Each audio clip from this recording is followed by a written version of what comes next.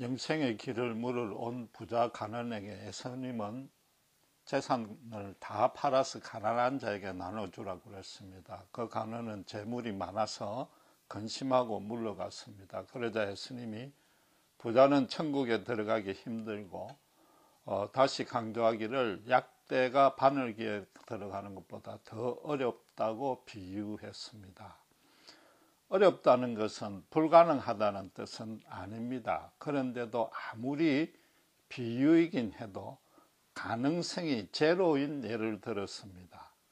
낙타는 죽었다 깨어나도 바늘기에 들어갈 수 없습니다. 예수님이 강조하려는 뜻으로 가장법을 사용했는데 그것이 지나쳐서 허풍쟁이로 오해받을 만합니다. 그래서 이 비유의 불합리성을 해명하려는 시도들이 있었습니다.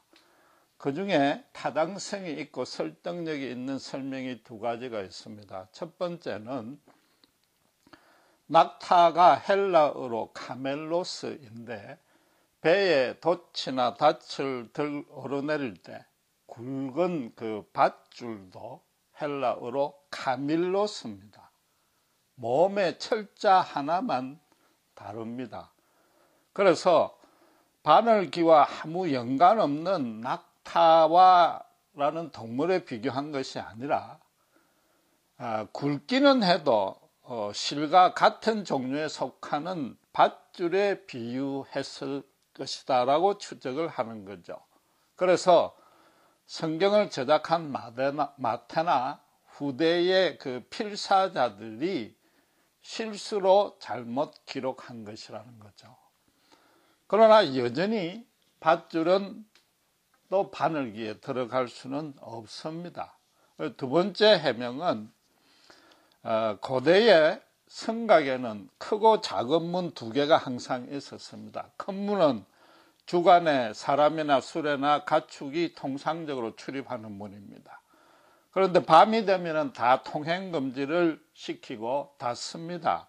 그래서 특별한 경우에 한해서 사람만 출입시킬 수 있도록 작은 쪽문을 만들어 놨는데 그것은 사람이 완전히 허리를 굽혀서 엎드려야만 겨우 통과될 수 있는 문이었습니다. 그래서 그 문을 바늘기 문이라고 불렀습니다.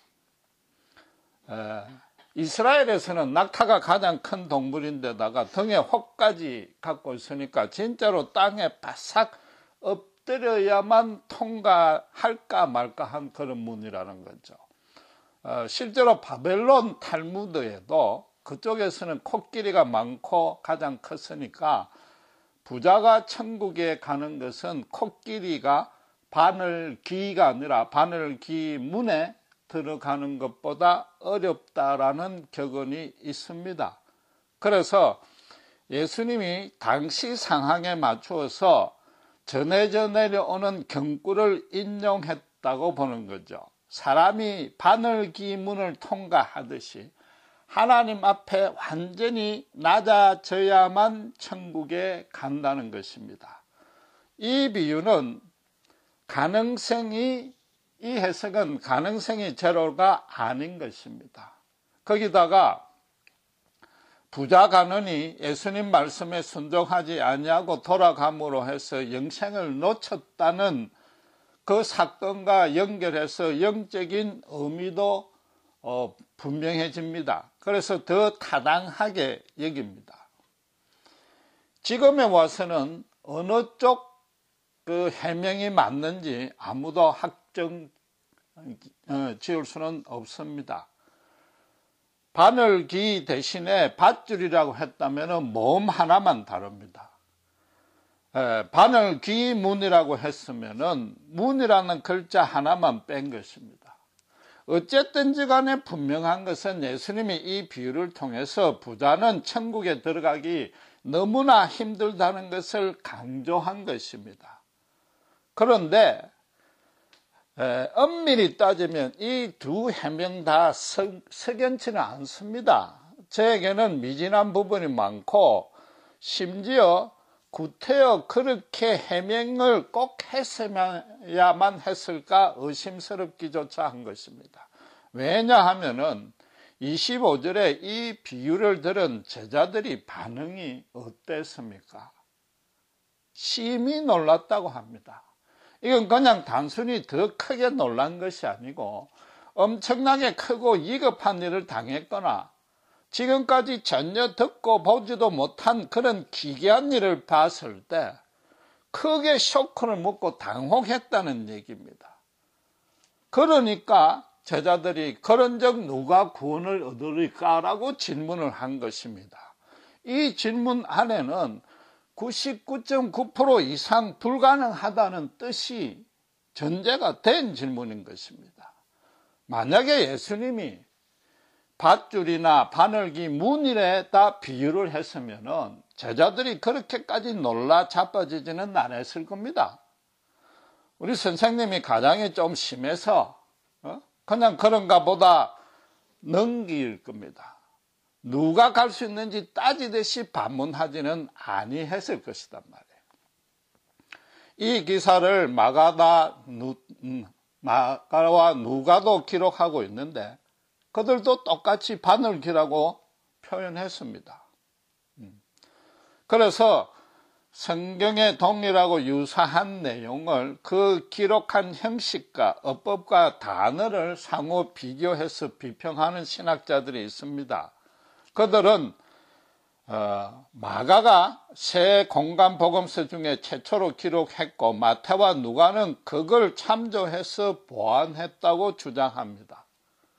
설령 그 주장이 맞다 칠지라도 마가의 복음서를 참조했을 때에 마태와 누가가 이 비유를 딱 접했으면 이건 좀 이상하다, 허풍이 너무 심하다고 느끼고 다시 더 자세히 알아봤을 것입니다. 거기다가 무엇보다도 누가는 몰라도 마태와 마가는 그 현장에 함께 있었습니다. 두 사람이 동시에 동일한 착각을 할 가능성은 거의 없는 것입니다. 제자들이 너무 놀라서 반문을 하자 예수님이 26절에 어떻게 대답했습니까? 사람으로는 할 수 없으되 하나님은 할 수 있다고 대답했습니다. 할 수 없단 말이죠. 구원은 인간적인 노력이나 노력으로 쟁취가 불가능하다고 정확하게 선포한 것입니다. 제자들이 심히 놀랐고 또 그들과 예수님과 이어지는 대화에 비춰서 판단해 보면은 제자들은 그 당시에 부자는 천국에 못 간다고 받아들였다는 것입니다. 예수님이 허풍이 심한 것도 아니요, 사도와 필사자들이 착오해서 잘못 기록한 것도 아니요, 본문에 기록된 그대로 예수님이 말씀하셨다고 이해하는 것이 더 타당하다는 것입니다. 당시의 유대인들은 현실에서 부귀영화를 누리는 것을 하나님이 주신 축복으로 간주했습니다.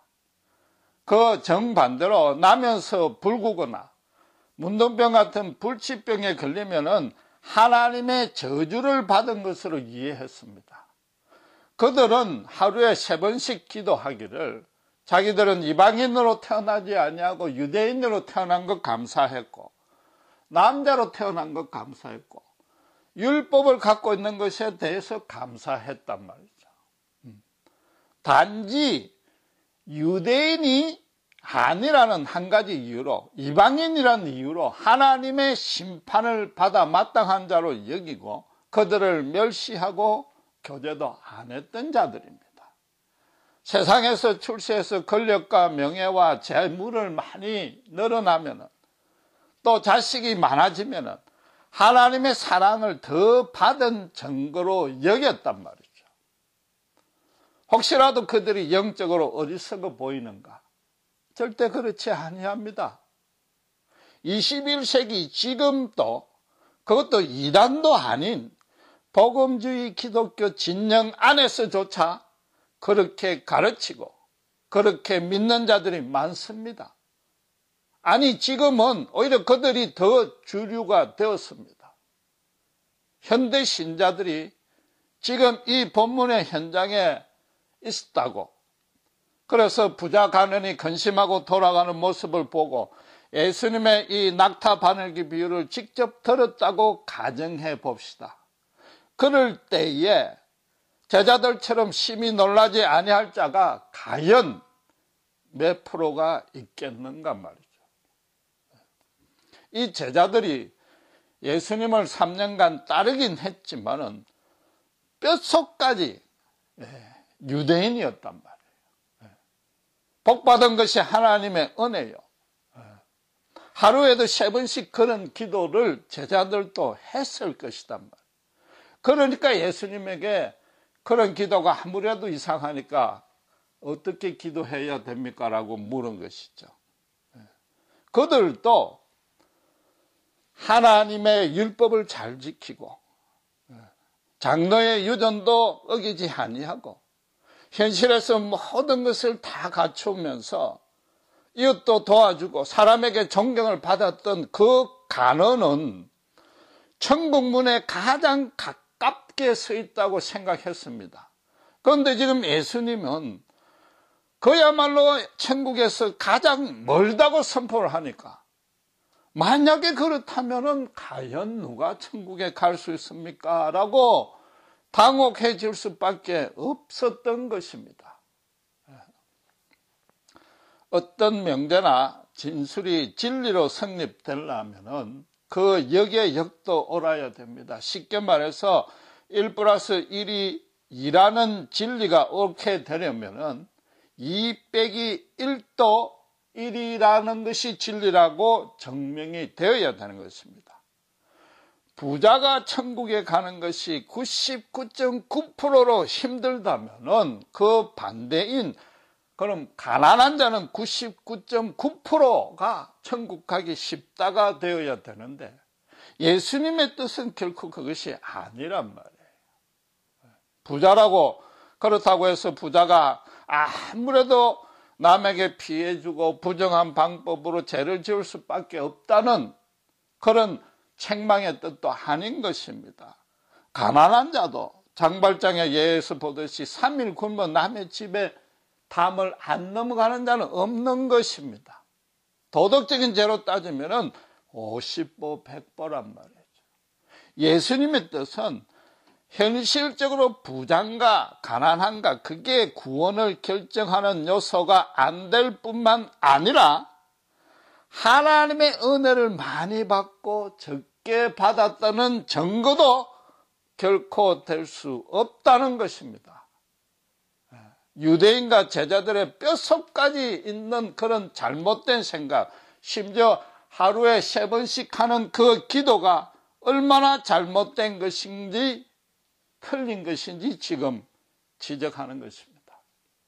간혹 하나님이 범사를 주관하기 때문에 어쨌든 부자가 된 것 안에도 하나님의 뜻이 있고 은혜가 있지 않느냐고 반발하는 사람이 있습니다. 그런 사람은 하나만 알고 둘은 모르는 것입니다. 하나님이 세상 인간사를 다스릴 때 어떤 특정한 계획을 가지고 능동적으로 기쁘게 주도하는 경우가 있고, 또 그와 동시에 수동적으로 그냥 단순히 묵인하는 두 경우가 있는데, 두 번째 경우를 모르거나 알고도 모른 척하는 거죠. 쉽게 비유하자면 자식이 둘이 있는데 한 자식은 성실하게 공부하고 정상적으로 의로운 직업을 가지고 남을 도우며 살면서 존경을 받고 있으니까, 정말 떳떳하게 그 인생을 살고 있으니까 부모로서는 너무나 기쁘고 자랑할 수 있습니다. 반면에 또 다른 자식은 수단 방법 가리지 아니하고 사기치고 투기하고 탈세하면서도 큰 부자가 되어서 세상에서는 떵떵거리며 사는 거죠. 그럼 부모로서는 다 큰 자식을 야단칠 수도 없고 말려도 듣지 아니하니까 방관할 수밖에 없습니다. 그렇다고 해서 그를 망하게 자식인데 방해할 수는 더더욱 없는 것입니다. 마찬가지로 하나님은 정말 자기 인생을 떳떳하게 거룩하게 살 것을 목표로 해서 노력하는 신자는 기쁨으로 하나님만의 계획을 가지고 뜻을 가지고 적극적으로 주도해 주십니다. 반면에 단지 세상에서 떵떵거리고 살겠다고 하는 사람은 하나님은 그냥 방관해 주는 거죠. 그걸 방해는 안 하는 거죠. 그렇게 해서 부자가 되는 거죠. 그런데도 이 후자의 경우마저 범사를 하나님이 주관하시니까 그 안에 하나님의 은혜가 있다고 반발하는 것은 그 속내는 자기는 떳떳하게 사는 데는 관심이 없고 그냥 떵떵거리며 살고 싶다는 뜻인 거죠. 또 그렇게 도움을 주는 하나님만을 찾겠다는 뜻인 겁니다. 지금 정작 따져야 할 문제는 예수님이 사람으로는 할 수 없으되 하나님만이 하실 수 있다는 그 일이 무엇인가, 그것인 겁니다. 그 질문이야 뭐 당연히 구원 주는 문제 아닌가, 너무나 간단한 질문을 묻는 거 아닌가 의아할 수도 있습니다. 물론 정답은 구원입니다. 그러나 이방인이란 몰라도 당시 유대인이라면 구원은 하나님이 주관하신다는 것은 어린애도 아는 내용입니다. 그러니까 지금 간원이 영생의 길을 물으려 찾아온 자체가 내가 구원을 주도하지 않냐고 하나님이 주도한다는 것을 인정한 것이단 말이에요. 그러니까 좀 더 구체적으로 예수님이 무엇을 이미 했는지 그걸 찾아내야 되는 겁니다. 성경에는 예수님께 영생의 길을 물으러 온 두 간원이 있습니다. 둘 다 당대의 재물과 권력과 명예를 다 소유했습니다. 최고 지성인이요 종교인이었습니다. 상위 0.001%에 드는 사람입니다. 그런데 심히 놀랍게도 둘 다 예수님이 제시한 구원의 길을 전혀 이해하지 못하고 돌아갔습니다.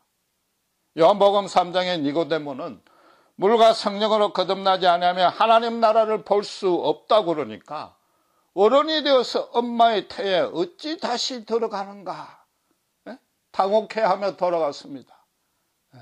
본문의 부자 간원은 전 재산을 팔고 당신을 쫓으라 그러니까 근심하고 돌아갔습니다.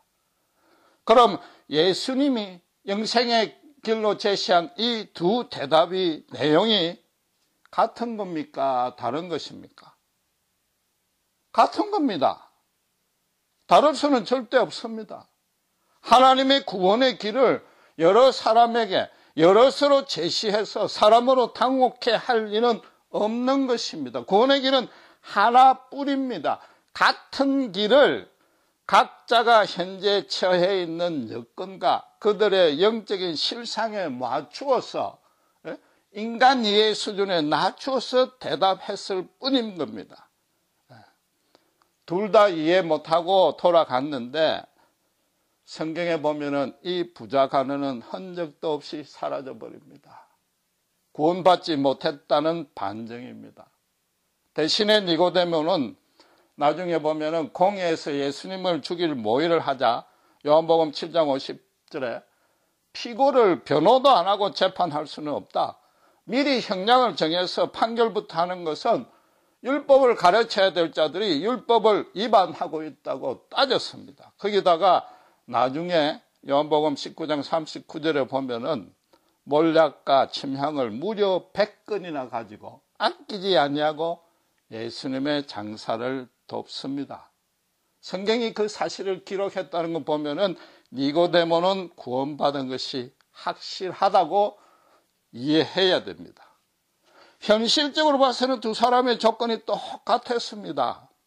그런데 그들의 영원한 운명은 영생과 영벌 정반대로 나누어 주었습니다. 두 사람 다 산헤드린의 공회원이었습니다. 그들은 공회에서 예수를 죽일 모의를 하고 있는데 동료들이 눈치를 보고서도 예수님을 찾아와서 구원의 길을 물었습니다. 단지 구원받고 싶다가 아니라 구원에 대해서 열망을 했단 말이에요. 그러나 부자 청년은 실패했는데 그 이유는 그도 하나님 앞에 떳떳해지고 싶었으나 세상에서 떵떵거리며 살고 싶다. 둘 다 가지고 싶다. 두 번째 걸 앞에 것을 위해서 포기하기는 싫다. 두 주인을 섬기고 싶다 해서 간 겁니다. 니고데모도 처음에는 그랬습니다. 처음에는 하나님도 앞에 떳떳하고 세상에서도 떵떵거리고 싶었습니다. 그러나 예수님의 도무지 이해가 안 되는 대답을 듣고는 생전 처음 듣는 구원의 길을 들으니까 아니 성령으로 거듭난다는 게 도대체 무슨 말인가 궁금해진 것입니다. 그래서 예수님을 유심히 관찰했습니다. 예수님이 어떤 사역을 하고 어떤 가르침을 하고 있는지 그 정보를 다 수집한 것입니다. 특별히 예수님은 유대사회에서 완전히 소외받고 그래서 눈물과 한숨과 고통 가운데 있는 어려운 사람들만 만나서 교제하고 치유해주고 위로해주는 모습을 익히 알고 있었던 것입니다. 그러니까 공회에서 예수님을 변호했던 겁니다. 거기다가 무엇보다도 이 땅에 와서 오직 선만 베푸고 악한 것이라는 단 하나도 하지 아니한 정말로 양같이 깨끗한 그분이 도수장에 끌려가는 양처럼 아무 변명하지 아니하고 십자가에 죽는 모습을 본 것입니다. 결정적으로 그 사건을 보자 이 사람이야말로 이사야 선지자가 53장에 예언했던 그 순환받는 종이구나 깨달은 것입니다. 메시아인 줄 알게 된 것입니다.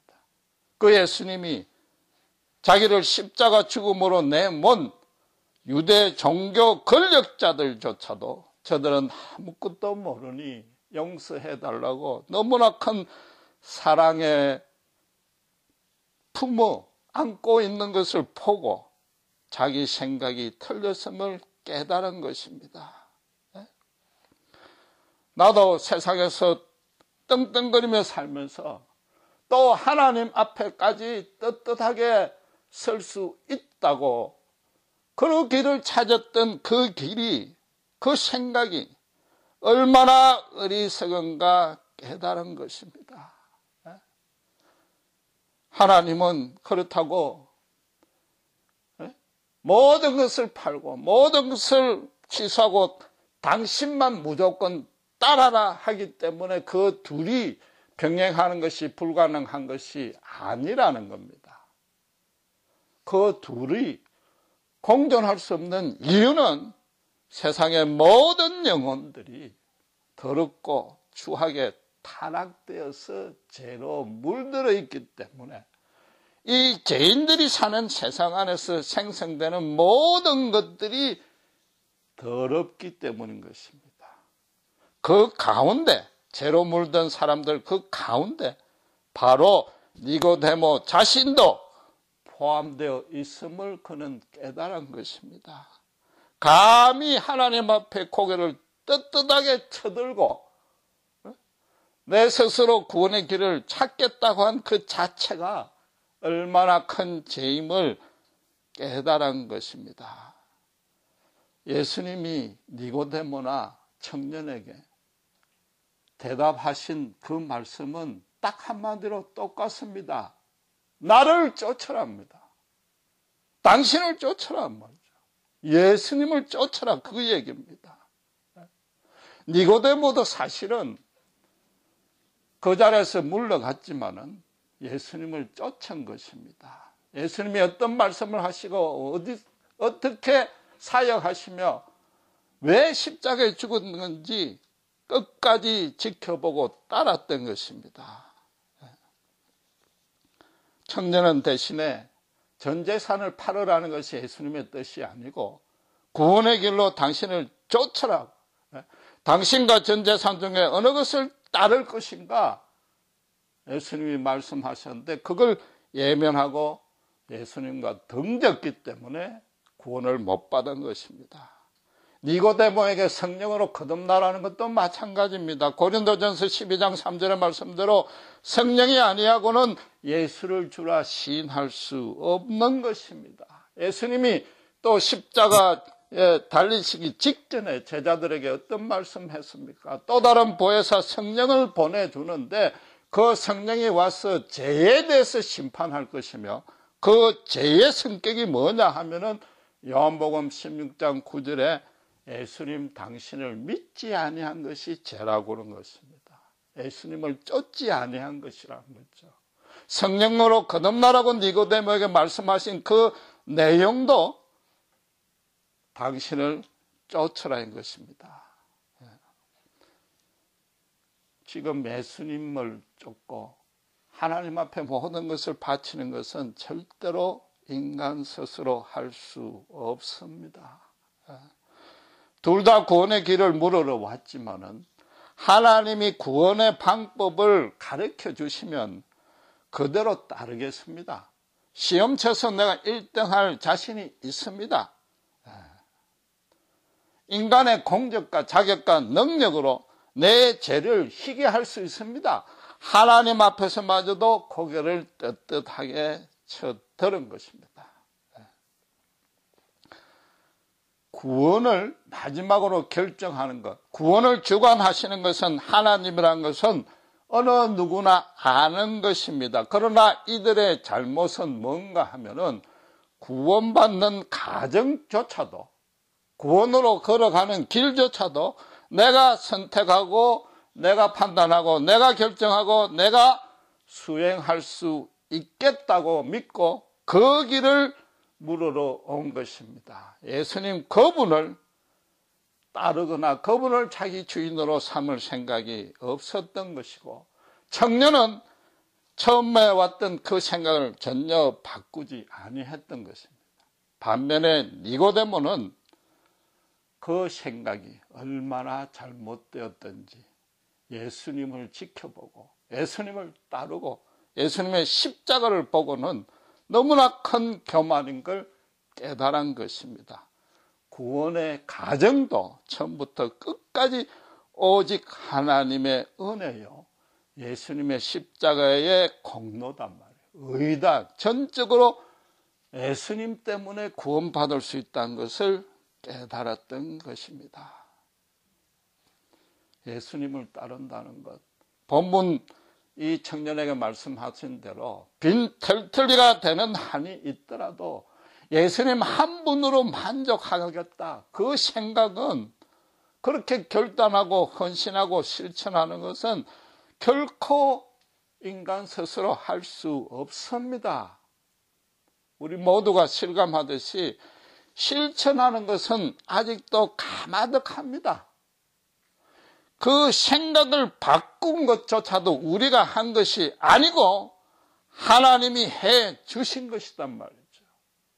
우리 모두는 예수 믿을 생각이 없었고 계획도 없었고 꿈도 꾸지 못했습니다. 그분과 원수가 되어 있었습니다. 예수를 믿느니 내 주먹을 믿겠다고 큰 소리 쳤고 하늘을 우러러 한 점 부끄러움 없다고 자랑했으며, 심지어 예수를 내 앞에, 하나님을 내 눈앞에 데려와보라, 그래야 믿겠다고 하나님 앞에서조차도 떳떳하다고 큰 소리 친 것입니다. 그런 자가 어떻게 그게 죄라고 스스로 생각할 수 있습니까? 예수님이 없이는, 예수님의 십자가 없이는 불가능한 것입니다. 인간은 하나님의 구원의 방법을 안다고 해서 절대로 그대로 온전히 실행할 수 없습니다.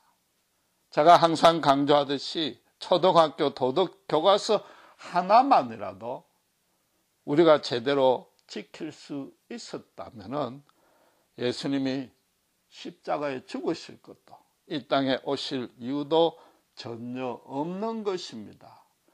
니고데모나 이 청년 간원이나 세상에서는 0.0001%에 드는 너무나도 떳떳한 의인이었습니다. 그런데도 그들이 예수님을 찾아온 것입니다. 도덕교과서도 나는 못 지켰다는 겁니다. 지금 이 너무나 당연한 구원의 교리를 그냥 다시 되풀이 설명하는 것이 아닙니다. 우리가 예수를 믿어 구원 얻었다는 것이 얼마나 엄청난 일인가 다시 깨달아야 됩니다. 우리의 생각까지 바꾸고 우리를 구원으로 인도하셨습니다. 구원의 과정마저도 처음부터 끝까지 하나님께서 태초부터 계획을 세우시고 예정하시고 선택하시고 간섭하셔서 이까지에 이르게 한 것입니다.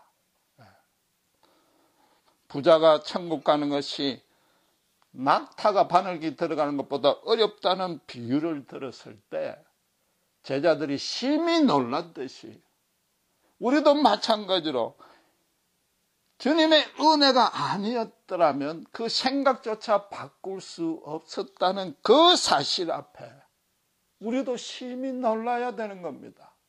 도대체 이게 이해가 안 되는 일이 일어났다고 당혹해야 됩니다. 어찌 나 같은 죄인을, 어찌 나 같은 자를 주님 이 자리에 세웠고 구원의 자리에 이르게 했습니까? 하루에 3번씩 이 감사 기도를 해도 모자라는 것입니다. 하나님은 우리를 태어나기 전부터 천국 영광에 이끌 것을 결정했습니다. 심지어 당신과 원수되어서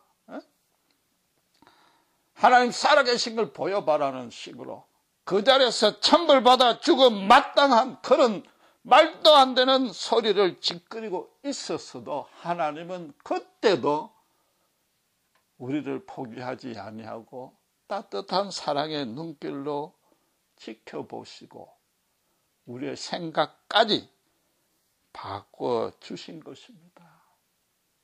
예수님 앞에 무릎 꿇게 하시고 그 믿음을 하나님이 선물로 심어주신 겁니다.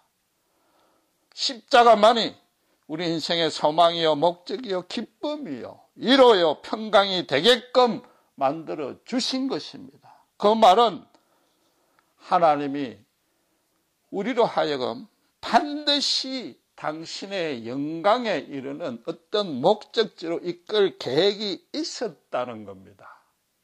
그걸 역으로 따지면은 지금 내가 현재 어떤 상황에 있든지 도무지 이해할 수 없는 고난 가운데 있을지라도 그 고난은 하나님이 계획하신 목적지로 가는 필수 코스 안에 있다는 겁니다. 하나님이 구원을 하나님이 주셨다는 것은 천국 들어가는 그 길뿐만 아니라 이 땅에서도 인간이 인간답게 살 수 있는 유일한 길입니다. 그 길 외에는 다른 소망이 없습니다. 십자가 외에 소망이 없습니다. 기독교적인 규범을 실천하라는 뜻이 아니라 재물이 없어지면은 걱정거리가 더 많아질 거라고 염려하고 돌아갔던 그 부자 청년의 자리에서 우리를 니고데모의 자리에 옮긴 것입니다. 그 엄청나게 비싼 100건이나 되는 유향을 예수님의 장사를 위해서 내어놓는 그 자리로 옮겨 놓은 것입니다. 그렇다고 예수님이 무조건 바쳐라는 뜻이 아닌 것입니다. 지금 예수님의 은혜 안에 있기 때문에 내 인생을 내가 절대로 주도하는 것이 아니라 하나님이 나를 기뻐하셔서 택하시고 하나님의 계획 가운데 적극적으로 하나님이 주도하고 계시고 언젠가는 그 영광의 자리에 이끌 것을 알고 있기에 재물이 있건 없건 완전히 없어져서 빈털터리가 되더라도 예수님 안에 있을 때 걱정거리가 더 없어진다는 것을 확신하기 때문에 바치는 것입니다. 구원의 은혜에 감사해서 바치는 것입니다. 지금 예수님이 낙타 바늘기처럼 전혀 불합리해 보이는 비유로 우리에게 동일하게 질문하고 있습니다. 부자 청년에게 말씀했던 그 길을 제시하고 있습니다. 내가 세상에서 부자로서 떵떵거리며 살 것인가? 아니면 다 없어지더라도 당신을 쫓아와서 하늘의 평강과 위로와 은혜를 누리며 떳떳한 인생으로 살 것인가 묻는 것입니다. 엄밀히 따지면 사실은 그 질문도 아닙니다. 그 질문은 예수를 처음 믿었을 때 우리가 그런 결심을 하고 생각이 바뀌었기 때문에 그 질문은 이미 통과했습니다. 예수를 믿은 신자가 되었습니다. 지금 묻는 질문은 너희가 나를 따른다 하면서 왜 자꾸 세상에서 떵떵거리고 싶은 마음에서 벗어나지 못하느냐고 이 비유를 통해서 우리에게 묻고 있는 것입니다. 기도하시겠습니다.